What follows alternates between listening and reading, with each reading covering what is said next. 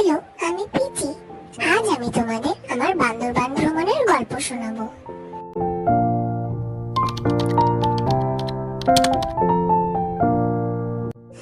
ভোর 6টায় আমি রায়পাড়ার হার্নেস পরে একদম রেডি হয়ে গেলাম। এই প্রথমবার আমি আমার ফ্যামিলির সাথে এত দূরে গেলাম। আমার ফ্যামিলি হলো জিন আর পরি। তারা নিজেরাই নিজেদের এই নামে ডাকে, তাই আমিও ওদের এই নামেই সম্বোধন করি। গাড়ির জানালা দিয়ে সবকিছু দেখতে দেখতে একদম নতুন লাগছিল। অনেক এক্সাইটেড ছিলাম আমি।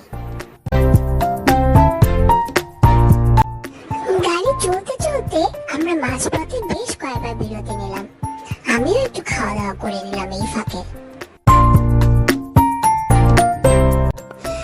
বিকেল 3:30টায় আমরা বান্দরবনে পৌঁছালাম। জায়গাটা এত সুন্দর, আমি তো সাথে সাথে রঙন ফুল চিবিয়ে খাওয়া শুরু করলাম। অনেক মজা।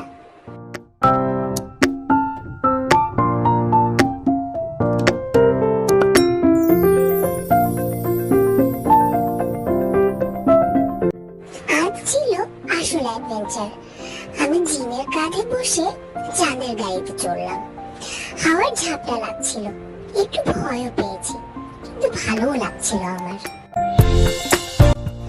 এরপর আমরা গেলাম রূপালী ঝর্ণায়। সেখানে গিয়ে দেখি অনেক ছোট ছোট বাচ্চা। সবাই তো আমাকে দেখে একদম অবাক।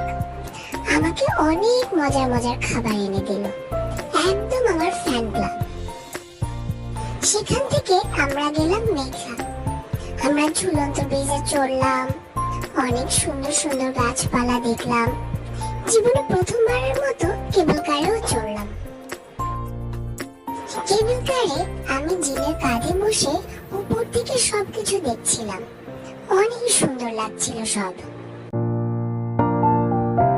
লাঞ্চের পর সাঙ্গু নদীতে নৌকা ভ্রমণ। আমি হাতের উপর বসে হাওয়া খাচ্ছিলাম। বাতাসে আমার ঝুঁটিগুলো সব উড়ছিল। আমি খুবই এনজয় করেছি এই নৌকা ভ্রমণের সময়টুকু। আমি কিন্তু একদম ভয় পাইনি।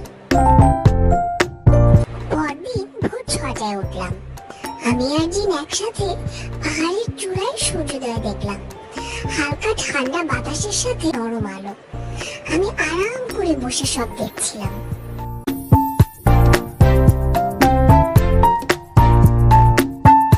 এরপর শুরু হলো ঢাকায় ফেরার 12 ঘন্টার লম্বা যাত্রা। পথে বেশ কয়েকবার বিরতি ছিল। সবাই ক্লান্ত হলো, আমি কিন্তু একদম প্লেফুল মুডে ছিলাম।